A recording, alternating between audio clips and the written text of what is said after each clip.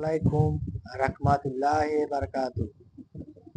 আমি আছি তোমাদের সাথে মোস্তফা স্যার। আজকে আমি একটি গুরুত্বপূর্ণ টপিক নিয়ে আলোচনা করব। আশা করি তোমরা ভালোভাবে বুঝতে পারবে এবং এই টপিকটা সম্পর্কে অনেকজনই ভালোভাবে বিশ্লেষণ দিতে পারে। আশা করি তোমরা এটা পূর্ণাঙ্গ সলিউশন পাবা এবং যোজনী সম্পর্কে তোমরা খুব সহজেই বুঝতে পারবা। আমার প্রিয় ছাত্রছাত্রীরা, যোজনী কাকে বলে সে সম্পর্কে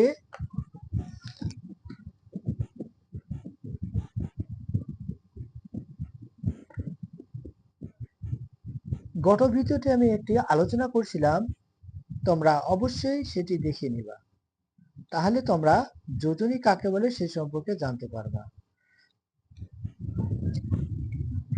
যোজনী মূলত 4 প্রকার: সর্বোচ্চ যোজনী, সক্রিয় যোজনী, পরিবর্তনশীল যোজনী আর হচ্ছে সুপ্ত যোজনী।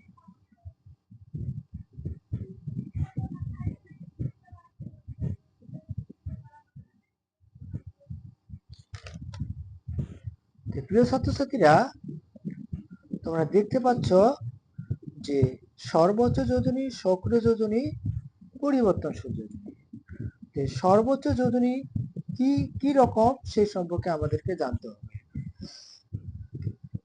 আগে কাকে বলে সে সম্পর্কে আগে বলে দিই যে কোন মৌলের সর্বশেষ শক্তি স্তরে যে কয়টি ইলেকট্রন থাকে তাকে ওই মৌলের সর্বোচ্চ যোজনী বলে। আমরা বুঝতে পারলাম যে মৌলের সর্বশেষ শক্তি স্তরে যে কয়টি ইলেকট্রন থাকে তাকে ওই মৌলের সর্বোচ্চ যোজনী বলে। আমি আরেকটু বলতেছি যে সর্বশেষ শক্তি স্তরে যে কয়টি ইলেকট্রন থাকে তাকে ওই মৌলের সর্বোচ্চ যোজনী বলে। প্রিয় ছাত্রছাত্রীরা, যে আমি এখানে সোডিয়াম লিখলাম, তার সর্বশেষ শক্তি স্তরে দেখতে পাচ্ছি একটি ইলেকট্রন অবস্থান করে, তাহলে এটি হচ্ছে সর্বোচ্চ যোজনী।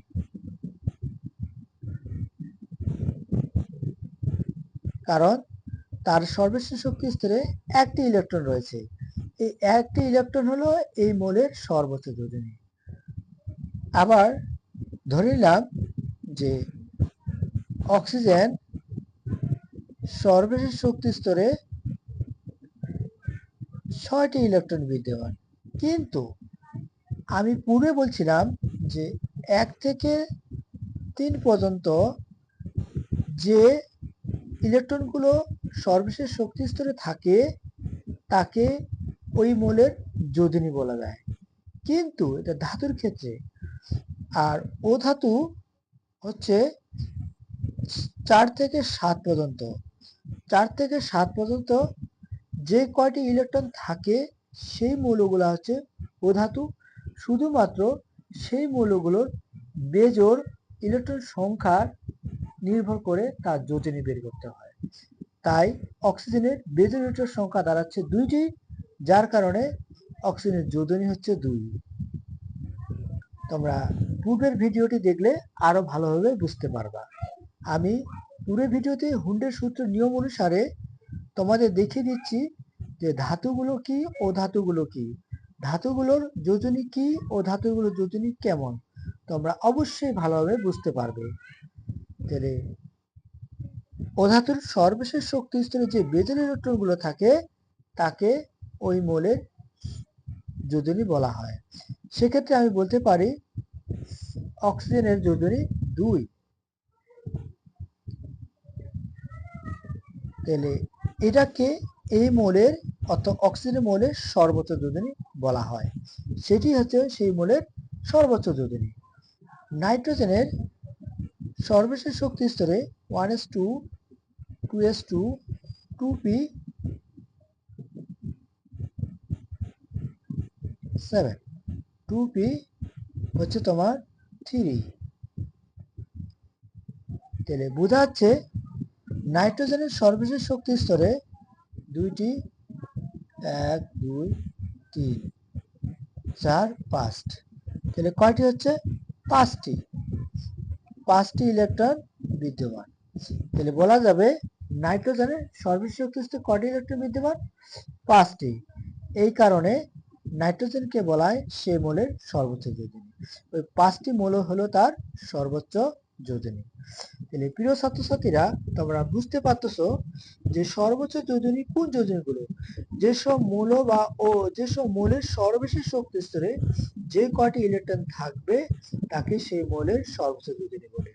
কিন্তু ধাতুর ক্ষেত্রে 1 থেকে 3 পর্যন্ত মৌলগুলো হলো সর্বোচ্চ যোজনী, আর অধাতুর ক্ষেত্রে যে বেজোর ইলেকট্রন গুলো থাকবে তাকে ওই বেজোর ইলেকট্রন গুলো হলো ওই মৌলের সর্বোচ্চ যোজনী। তাহলে বুঝতে পারছো প্রিয় ছাত্রছাত্রীরা যে সর্বোচ্চ যোজনী কি রকম এবং তা তোমরা ধাতু বা অধাতুর ক্ষেত্রে তাহলে তোমরা একটি আমি আবার অধাতুর ক্ষেত্রে বিশ্লেষণ করে দিই।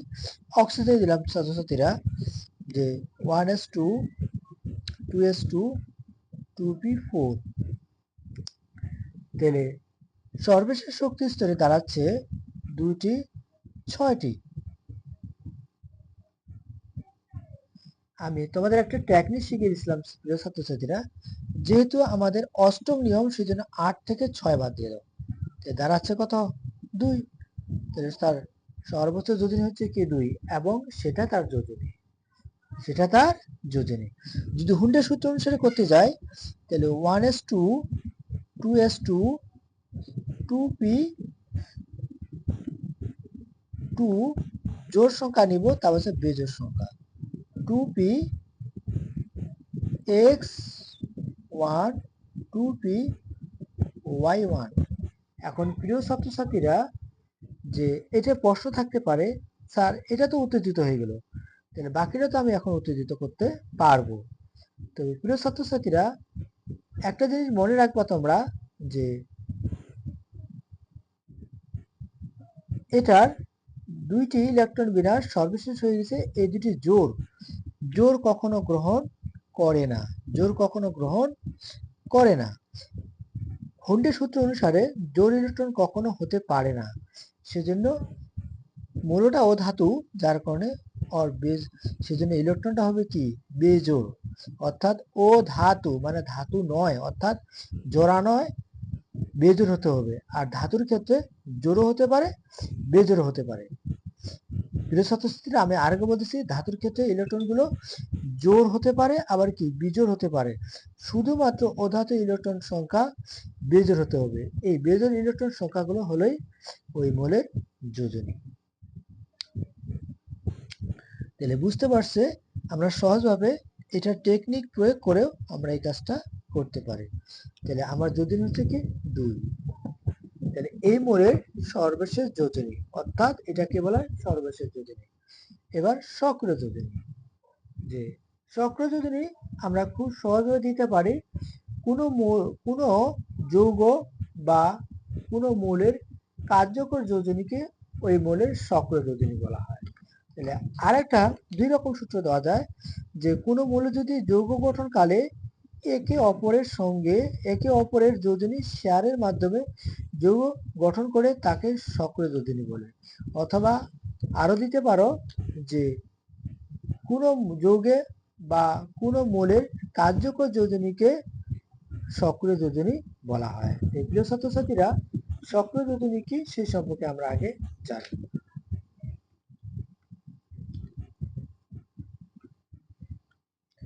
ধরে নিলাম যে সোডিয়াম ক্লোরিন এটা একটা যৌগ,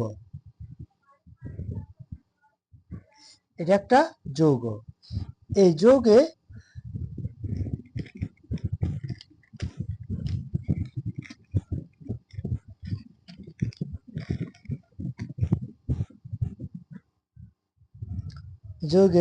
সোডিয়ামের যোজনী 1, ক্লোরিনের যোজনী 1।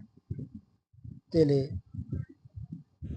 ইলেকট্রন শেয়ারের মাধ্যমে আমরা জানি যোজনী শেয়ারের মাধ্যমে কিন্তু যৌগ গঠন করে।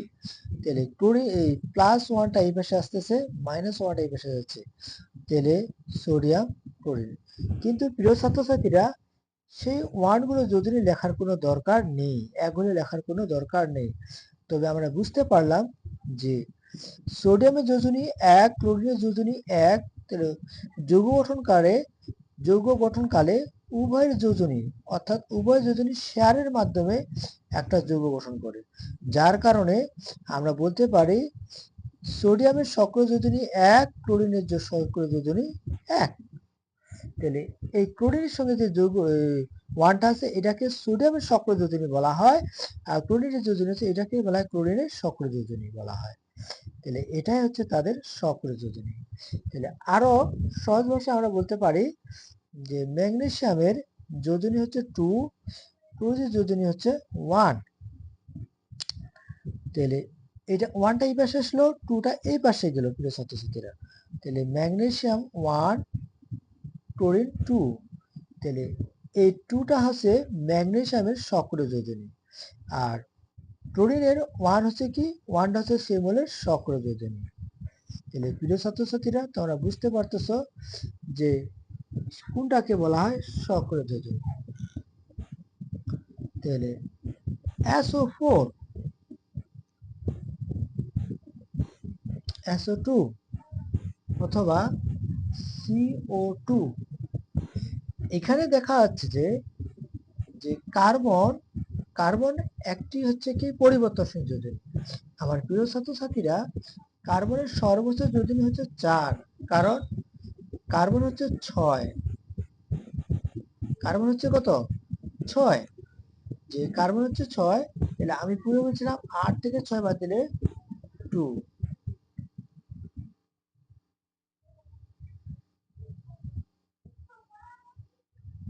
সরি, যে কার্বনের সর্বশেষ শক্তি ছিল 4টি ইলেকট্রন বিদ্যমান। কয়টি 4টি। তাহলে 8 থেকে 4 বাদ দিলে 4।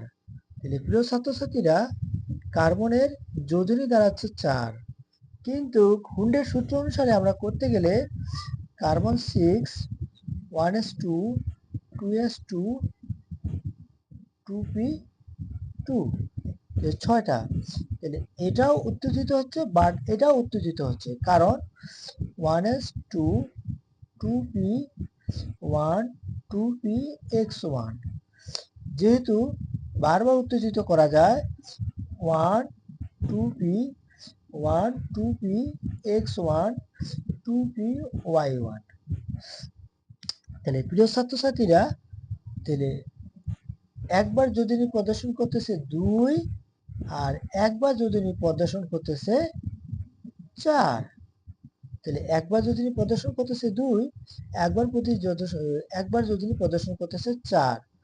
তাহলে প্রিয় ছাত্রছাত্রীরা, তোমাদের আমি একটা কথা মনে রেখে বলে দিই যে তোমরা খুব সহজভাবে বুঝতে পারবা। স্যার এখানে আপনি একে বারবার উত্তেজিত করলেন, কিন্তু অক্সিজেনকে বারবার উত্তেজিত করলেন না কেন?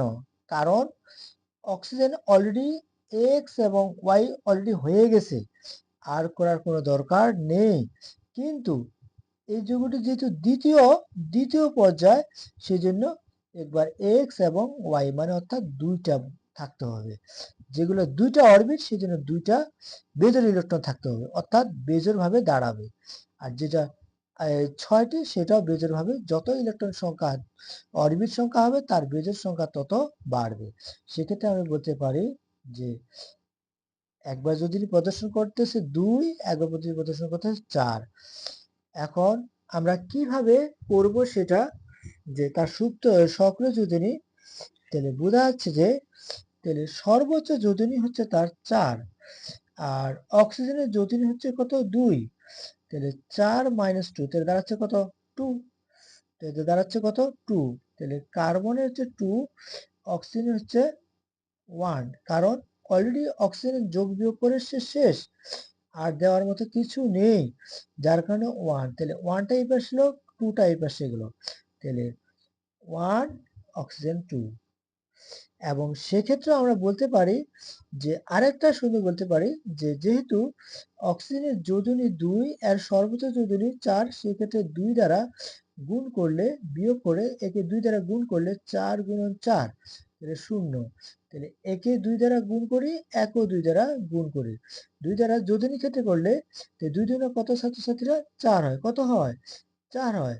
আর 2 ওকে 2। তাহলে সেক্ষেত্রে আমরা বলতে পারি যে কার্বনের সক্রিয় যোজনী হচ্ছে এখানে কত? 2। অক্সিজেনের কোনো সক্রিয় যোজনী নেই, অর্থাৎ অক্সিজেনের সক্রিয় যোজনী 1। আর একটু সহজ ভাষায় বলি প্রিয় ছাত্রছাত্রীরা, যে কার্বন ডাই অক্সাইড, এটি আরেকটা বলতে পারি সালফার 2, সালফার ডাই অক্সাইড।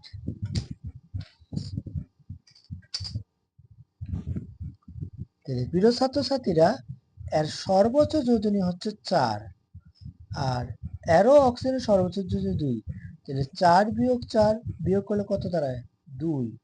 কারণ অলরেডি অক্সিজেনের 2টা যোজনী কি এর সাথে কি বিয়োগ হয়ে গেছে, এখানে আর দেওয়ার মতো কিছু নেই, যার কারণে কার্বন 2 অক্সিজেন -1, যদি কোনো না থাকলে 1 ধরতে হবে প্রিয় ছাত্রছাত্রীরা।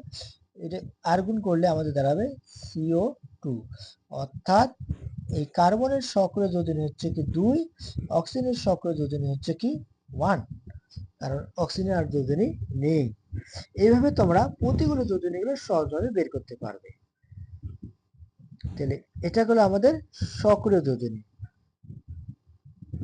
এবার আসি পরিবর্তনশীল যোজনী। জি,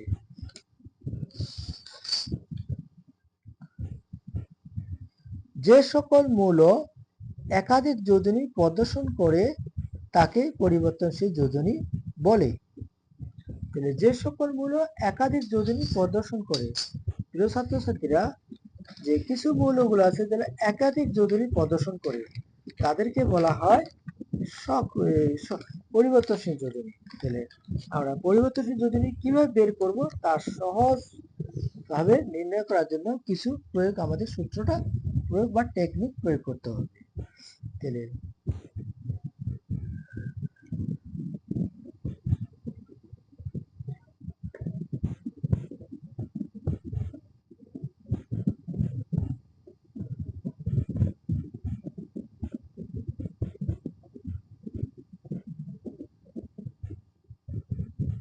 তাহলে সেক্ষেত্রে সালফার দিয়ে করি। সালফারের পরমাণুর সংখ্যা আছে 16, 1s2, 2s2, 2p6, 3s2, 3p। তাহলে আমাদের কটা লাগে? যে 2, 4, 6, 10, 12, 4, 14। তাহলে প্রিয় ছাত্রছাত্রীরা, আমাদের দাঁড়াচ্ছে এখানে 6। তাহলে লাস্ট তার শেষ কক্ষপথে 6টি ইলেকট্রন অবস্থান করতেছে। 1, 2, 3, 4, 5, 6। তাহলে আমার কত অরবিট সংখ্যা? 3 অরবিট সংখ্যা। তাহলে আমি পুরো বলছিলাম প্রিয় ছাত্রছাত্রীরা, 2 অরবিট হলে এক্স ওয়াই পর্যন্ত যাবে, 3 অরবিট হলে জেড পর্যন্ত যাবে। আমি আরেকবার প্রিয় ছাত্রীদের বলতেছি, যদি 2টি অরবিটাল থাকে তাহলে এক্স ওয়াই পর্যন্ত,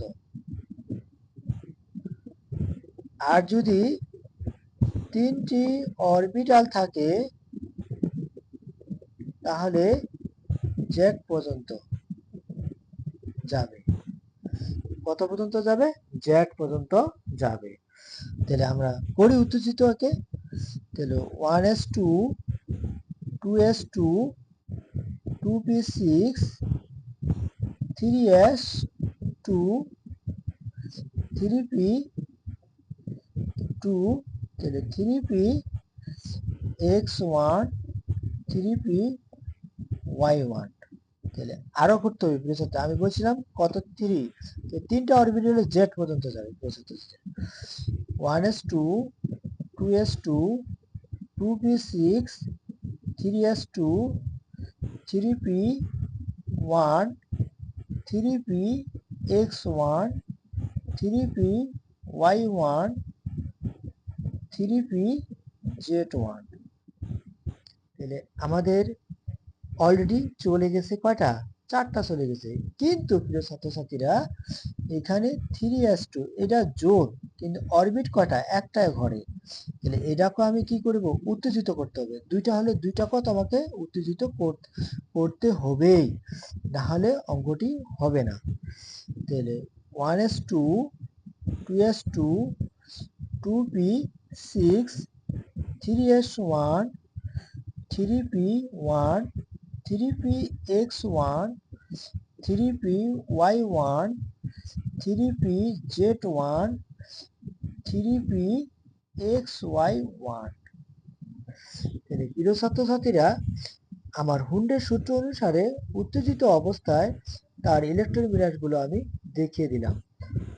1 2 3 4 5 6। তাহলে সর্বশেষ শক্তি স্তরে কয়টি? 6টি মেজর ইলেকট্রন। তারপরে দ্বিতীয় স্তরে তার দ্বিতীয়বার হচ্ছে 4টি, প্রথমবার হচ্ছে কত? 2টি। তাহলে তারপর তার যোজনীগুলো হচ্ছে কত? যোজনী 2 4 6। এটাকে বলা হয় পরিবর্তনশীল যোজনী। কি যোজনী? পরিবর্তনশীল যোজনী। আরেকটি করে দিলে আরো বেশি তোমরা বুঝতে পারবে। ফেরিক মানে আয়রন।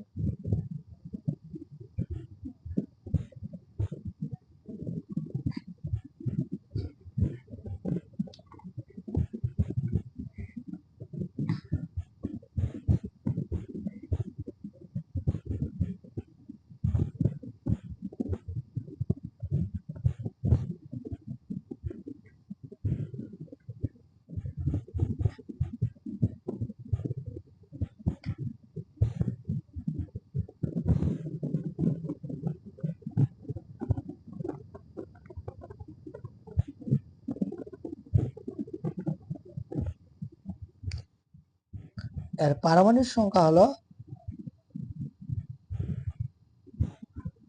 26।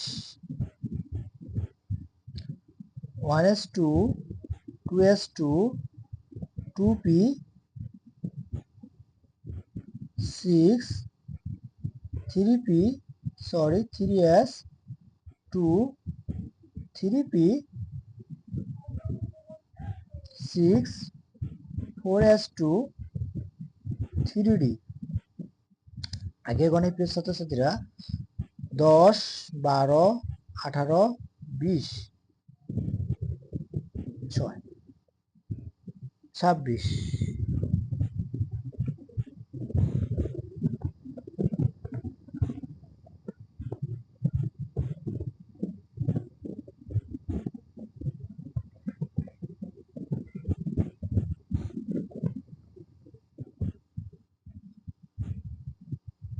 তাহলে দাঁড়াচ্ছে আমাদের যে সূত্র অনুসারে 1s2 2s2 2p6। তাহলে 10 12 18 20।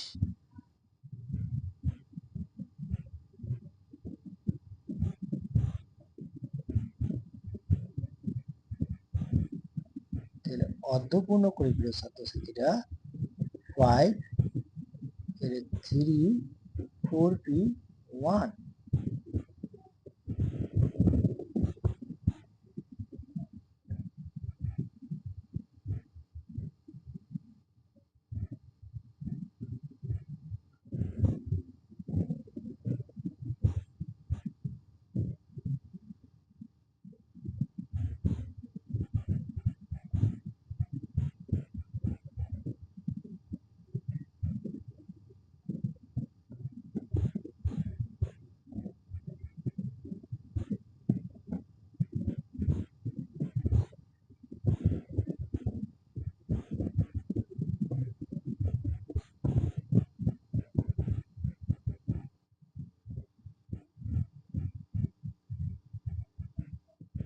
তাহলে প্রিয় ছাত্রছাত্রীরা, আমাদের এখানে একটি আর দুইটি কটা হলো? 3টি।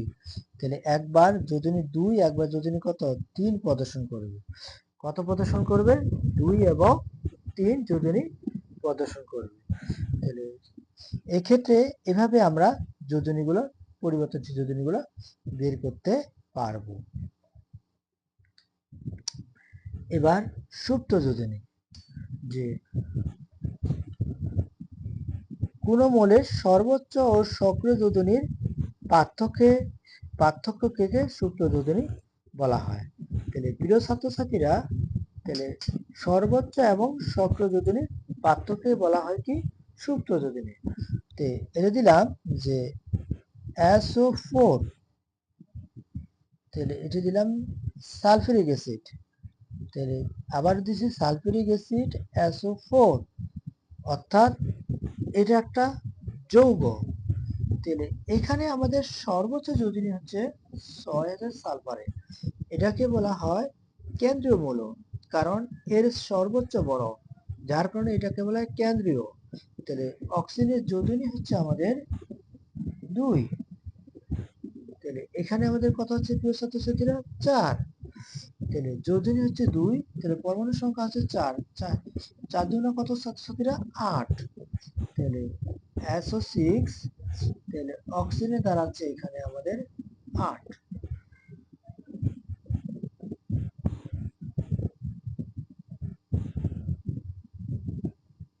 4 দুগুণে কত ছাত্রছাত্রীরা 8, 8 থেকে বাদ দিলে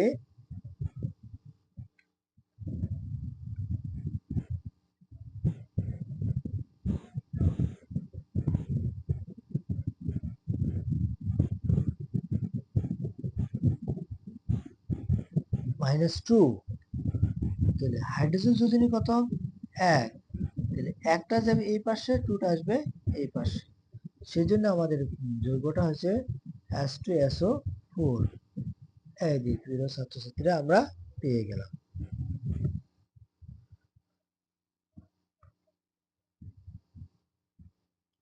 আরো সহজভাবে আমরা করতে পারি,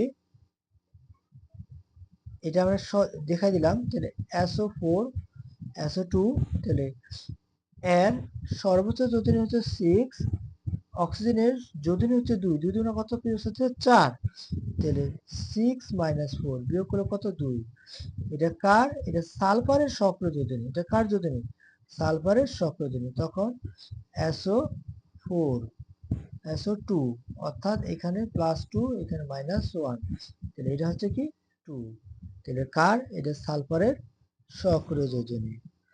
তাহলে আরো ভাবে করতে পারি যে সালফারের সর্বোচ্চ যোজনী 6 এবং O3, তাহলে এর যোজনী হচ্ছে 3, পরমাণু সংখ্যা 2, 3 দুগুণে কত 6, 6 - 6, তাহলে কি হচ্ছে 0, তাহলে এই ক্ষেত্রে বলতে পারি এটাকে বলা হয় সুপ্ত যোজনী।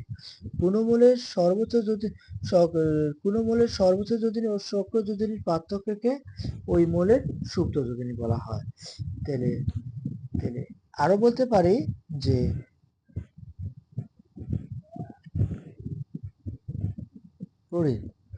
ক্লোরিনের সর্বোচ্চ যোজনী 1, আর ক্লোরিনের সক্রিয় যোজনীও বা সক্রিয় যোজনী 1 যোগ করলে 0, তাহলে সেক্ষেত্রে আমরা বলবো NOCl2, তাহলে এটা হচ্ছে কি 0।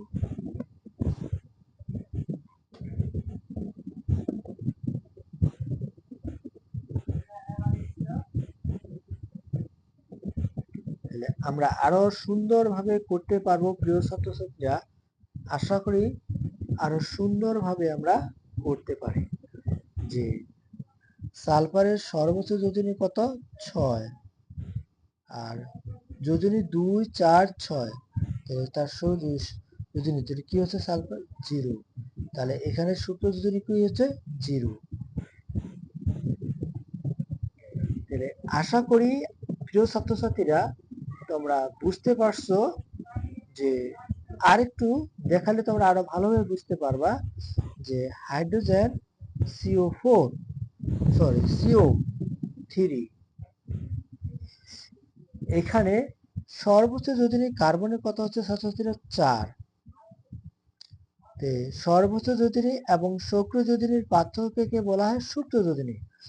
কিন্তু এখানে কার্বনের সর্বোচ্চ যোজনী 4, আর অক্সিজেনের কোনো যোজনী, তাহলে অবশ্যই 1 ধরতে হবে। কি ধরতে হবে 1, যেহেতু কার্বনের কোনো যোজনী সেজন্য -1, তাহলে বিয়োগ করলে কত হয় 3, তাহলে প্রিয় ছাত্রীদের কত হচ্ছে 3, যেহেতু এখানে 4 এখানে 1, তাহলে আমরা যদি এটা বিয়োগ করে দিই, বিয়োগ করলে দাঁড়াবে, অর্থাৎ 1 মাইনাস 1 তাহলে বিয়োগ করলে কত 3। তাহলে এইটা হচ্ছে ওই মোলের সর্বোচ্চ যোজনী, অর্থাৎ সুপ্ত যোজনী। কি যোজনী? সুপ্ত যোজনী। তাহলে প্রিয় ছাত্রছাত্রীরা, আমরা বুঝতে পারতেছি যে সুপ্ত যোজনী কাকে বলে, সক্রিয় যোজনী কাকে বলে। আশা করি যদি তোমাদের মধ্যে বোঝার কোনো সমস্যা থাকে অবশ্যই আমাকে কমেন্টের মাধ্যমে জানাবা, আমি সলিউশন করার চেষ্টা করব। আসসালামু আলাইকুম ওয়া রাহমাতুল্লাহি ওয়া বারাকাতুহু।